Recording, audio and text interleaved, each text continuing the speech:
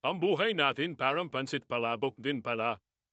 Mahulay at masarap. Pero tulad nga ng palabok, napakahirap itong buuin. Ang daming sangkap na kailangan mong ipunin. Kailangan mong pagtrabahuhan. Itutuloy mo pa din kahit mahirap. Kasi alam mo, sa bandang huli, maganda, masarap, at magugustuhan ng lahat. Kaya ng buhay natin. Kaya kahit napapagod ka na, tuloy mo na din, huwag mong sayangin.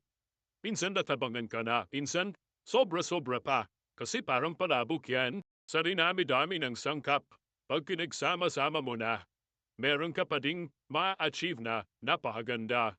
Minsan nga pumapalpak pa, pero uulitin at uulitin pa din. Kasi ang life parang palabok, masarap gawin, masarap i-share, special at may enjoy mo talaga.